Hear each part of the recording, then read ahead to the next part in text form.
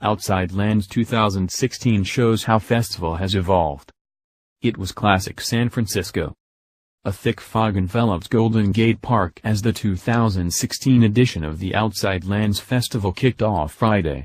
Now in its 9th year, the music festival, which drew about 70,000 people on its first day, has evolved into a celebration of more than just music. There were comedy performances, art exhibits and, most notably, a selection of food and drink that could rival any gastronomically focused event in the country.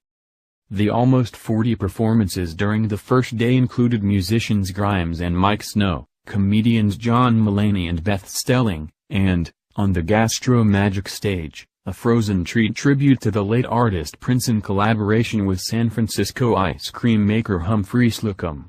Featured flavors include Yube, or Purple Yam, and a raspberry homage to the late Purple One's songs, Purple Rain and Raspberry Beret. Among the headliners, Duran Duran performed a set that had thousands of people dancing on the polo field with hits like Hungry Like the Wolf and Wild Boys, as well as a cover of David Bowie's hit Space Oddity in honor of the late icon, with the crowd feeling the nostalgia as they watched the 80s pop stars in action. Earlier in the day, acts such as St. Lucia and Ra Riot revealed the band's heavy influence in their effervescent synth-pop sounds. Across the park, there were 6 stages of live music on offer, ranging from the intense guitar rock of Foles to Nathaniel Ratliff's throwback soul. R&B singer, and Stanford grad, Jidna, performing in an early Friday set, filled out the Twin Peaks stage with his bass-heavy, radio-friendly hit, Classic Man. The opening day brought surprises, too. Fans delighted to an unannounced set by Outkast rapper Big Boy between headline sets by LCD Sound System and J. Cole.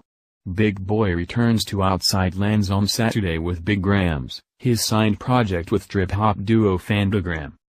Though the culinary offerings have always been a distinctive feature of Outside Lands, it was clear Friday that its food and drink program has reached a new level.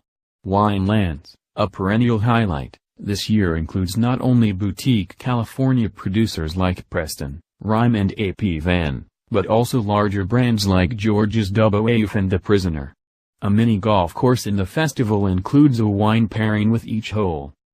And, in addition to cocktail offerings around the park, already at a much higher caliber than your typical music festival, this year's Cocktail Magic features bartenders from beloved San Francisco bars 15 Romillo, Trick Dog, Prize Fighter, Forgery and Elixir mixing some of their signature drinks accompanied by roving magicians.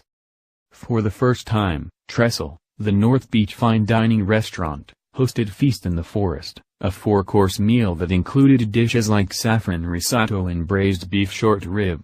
Wine pairings came with each course, and a New Orleans jazz band serenaded diners as they ate dessert. At $175 a head, the event was a testimony to how high-end Outside Lands food offerings have become. An event in San Francisco today would hardly be complete without a discussion about sustainability. Fittingly, the Center for Urban Education about Sustainable Agriculture set up a phone charging station that doubled as an educational center about food waste. The organization took over the Gastro Magic stage on Friday afternoon with local chefs from Bar Tartine, Calavra, 20th Century Cafe and Namugaji in an Iron Chef-style competition to craft artful food from waste.